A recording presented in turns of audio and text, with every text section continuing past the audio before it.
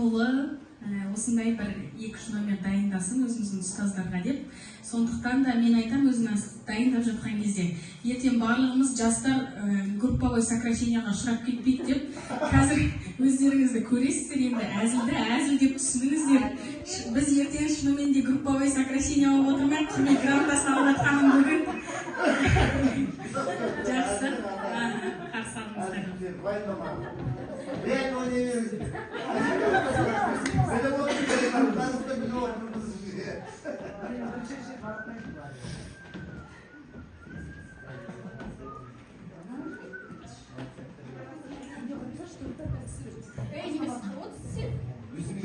Сқырмай отыр дұрыстап. Неме отырып ағасың маған түсіне вообще.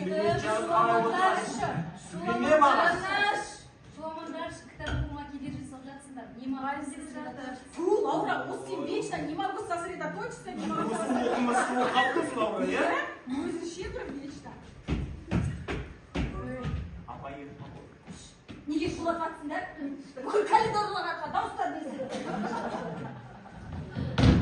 Кім жоқ бүгін? Жарты бала жоқ. Түгендейміз, Лаура Берікұлына бар ма? Дархан Осман. Мен, апай. Сен қалай отырмағансың? А? Түстеш барлық балалармен бірдей болып. Ғарызан шақы бірдей болып. Болды, апай.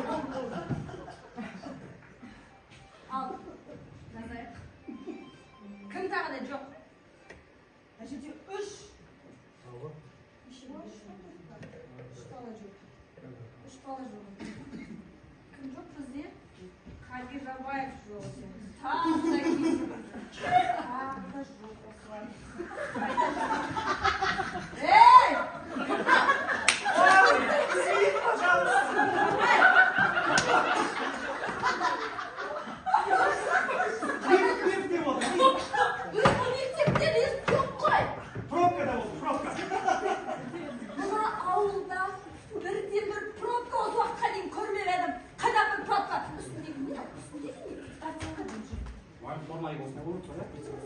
Апай, мен ойлап, бүгін 5 физкультура болады деп ойлаймын.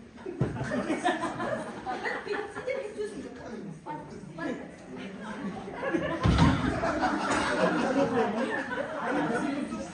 Апай, бізде бола ма?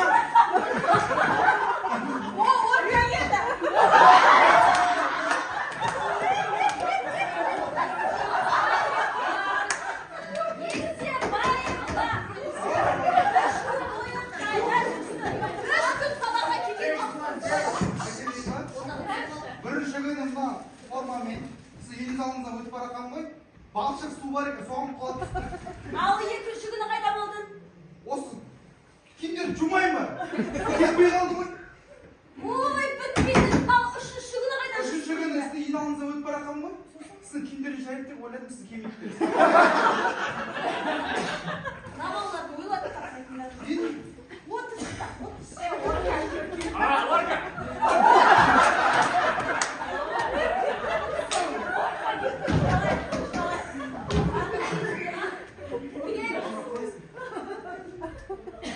мен сендерге кеше Наполеон жайлы ізденіп біліп келуді бердім. Я сендердің жылдық бағаларыңды шығару үшін журналдарда не баға жоқ? Ештеңе жоқ. Бүгін әрбіреуінен кім дайын? Бастаймыз. Апа, мен деші. Апа, деші. Апа, мен сұрағым бар сізге. Тұра тыңдашы ет жағаласпа. Апай! Апай деген біз бар ғой. Таңертең әкешпен оянып мектепке келеміз, неге мектепті жауып қайтамыз? Осы түсінбеймін мен, апай. Айтыңызшы. Сабаққа қатысы ма? Наполеон қабыл. Наполеон жайлы сұраса сабаққа қой сені. Наполеон жайлы кім айтасың маған? Наполеон,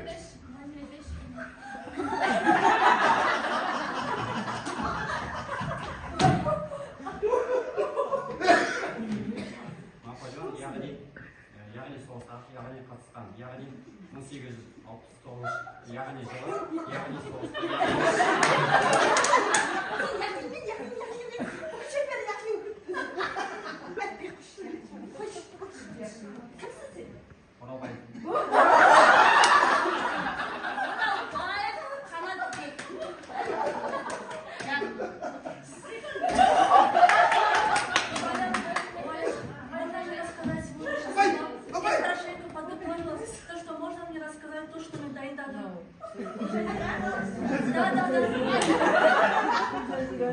Я не высокий, но план у меня виснет под пятку, история моя. Сказал король, Наполеон, это не просто имя щегла.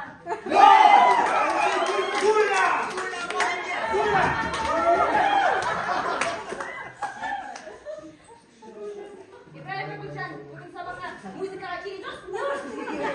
Бүгін бізде правильный сабағы, Динара Шошимовнаның сабағы.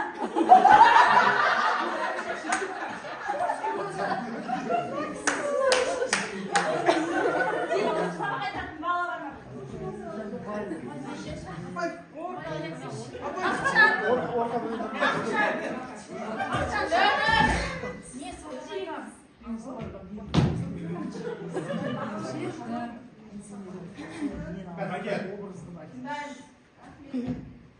Мен бүгін сабаққа Наполеон тортын пісіріп әкелдім. Наполеон торты.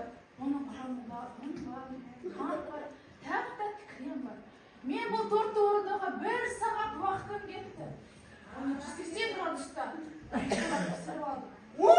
Бүгін торт жейміз, шай ішеміз.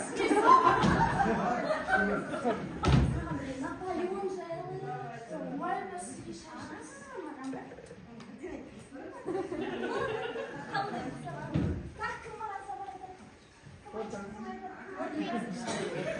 Аура берекіна, сіздер бағаңызды мына журналдың қай жеріне қоятынын білмеймін. Бесік жерге толып кеткен.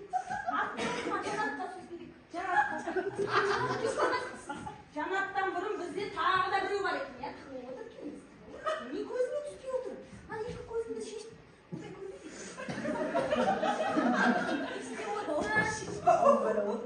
Қайдан жарты сағат бойы сен таппай отырмын ғой? Сабаққа. Мүлдем барған жоқ сенің. Апай, мен сабаққа дайындалып келдім. Тақтағын алдына шығып айтайыншы, апай. Тақтан алдына кел. Ой, Апай, мен бүгін сабақты көшетілмен айтайыншы сізге.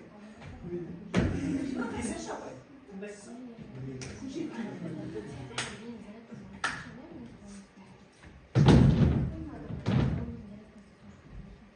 Апай, короче, былай ғой. Бүгін тақырып Наполеон ғой. Мен сізге көшетілмен айтайыншы. Прикинь, апай, мен көшеге шығамын ғой. Көшеде келе жатсам, клубқа кіріп, әдемі қыз тұр ғой, апай. Апай, қалам ғой.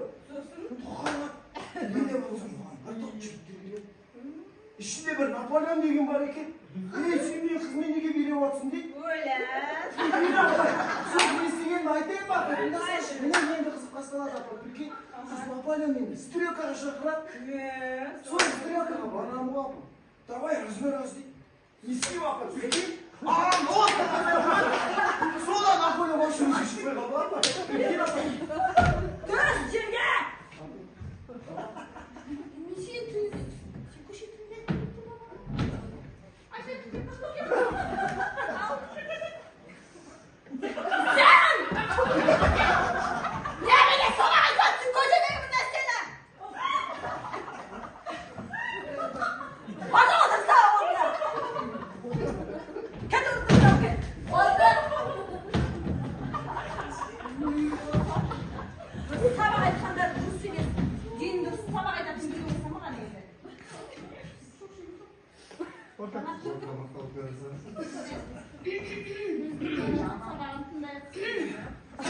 Құрметті сыныптастар, кәне тыңдайықшы мені. Құрметті ұстаз, мен сізді өз басым сыйлаймын. Екі қолымды жүрегіме ұстап айтайын. Мен сізді құрметтеймін. Шын сөзім бұл, шын айтамын. Құрметтеймін мен сізді. Қалай кеш болды? Ал енді мына ортада қоймайдайсың. Наполеон туралы айтайын десам, Наполеон Бонапарт 1871 жылы 16 тамызда. 16 тамызда. 1871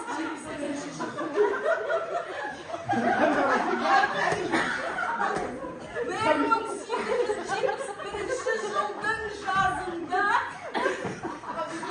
қайтыс болған. Болдым ма? Иә, болдым бүгінгі. Апай! Жаңа Наполеонның туған қайтыс болған жылын айтып,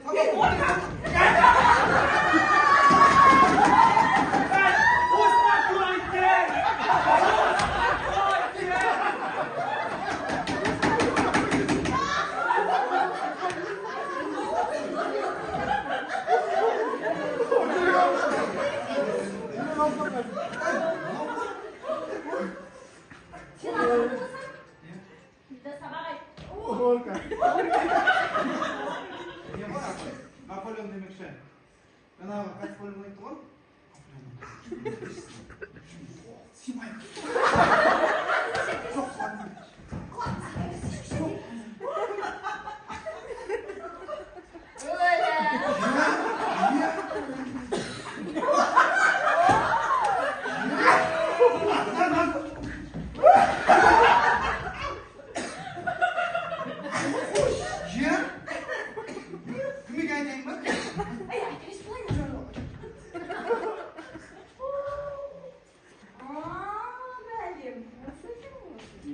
Osman sana ana!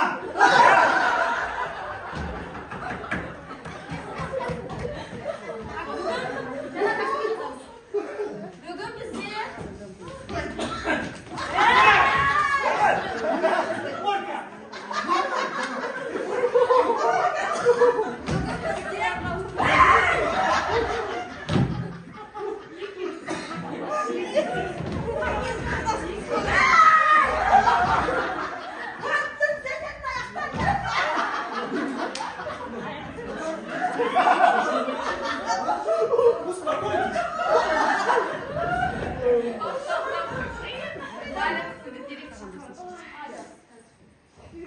мен шыққанша шуамаймыз.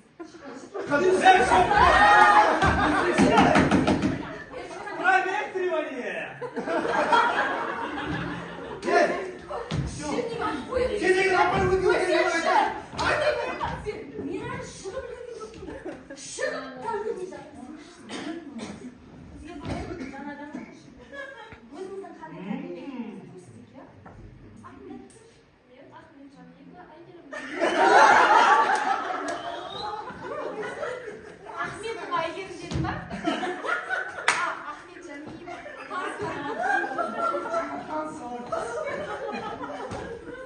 Қайда отырады? Бізде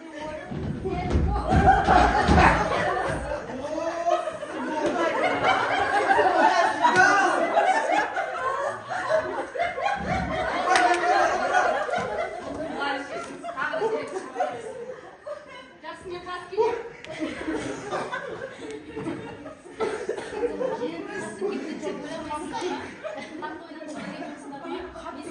Сендердің ойындарына қатыспағаны қандай жақсы болған? Кеткен жоқпыз деп ойламаймын. Иә, мұғалімдер күні ғой.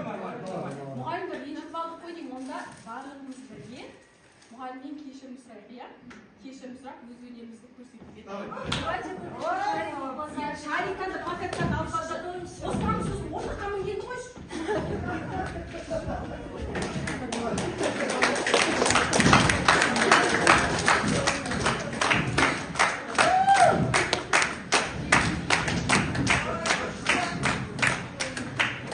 Әзіл де бар, ән де бар, және шынайы әңгіме.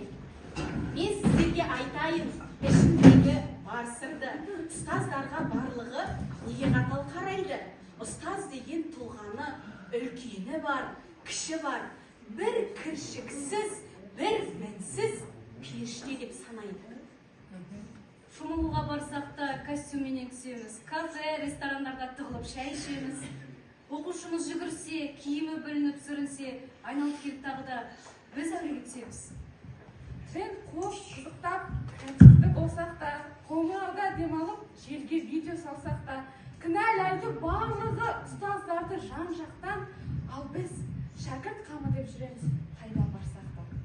Біз жаңашыл ұстаздар, креативті ойы бар, ұстаздай ұлы тұлғаны жан жақтан жеуді қойыңдар. Көзі ашық өз ойы бар тұлғаларды дайындап оқытамыз біз әлі, соны біліп қойыңдар.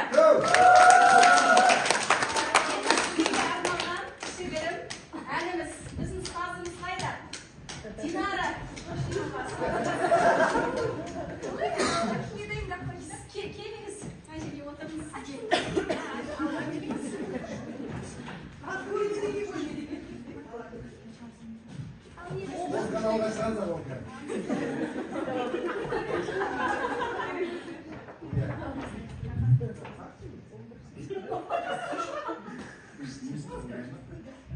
Оксана, музыку поставьте, пожалуйста. Жан дауыспен. Жан дауыспен айта берейін. 1, 2, 3.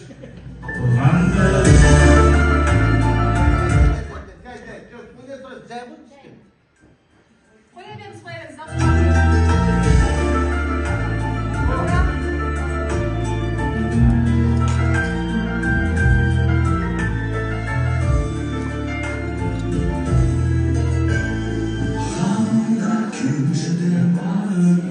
Ол емес. Ұстазым деген ән ғой. Жақсы, жан дауыспен айта берейін. 1, 2, 3. Туғанда арманыма ұстатқанма, үрімді көңіліме қыстатқанма. Есімде әліппені жаттатқызып, ең алғаш қолға қалам ұстатқаным. Ұстазым менің ұстазым, өзіңмен өткен қыс жазым, қалдырған ізін мәңгілік, жанымда тұрар жаңғырып. Ұстазым менің ұстазым.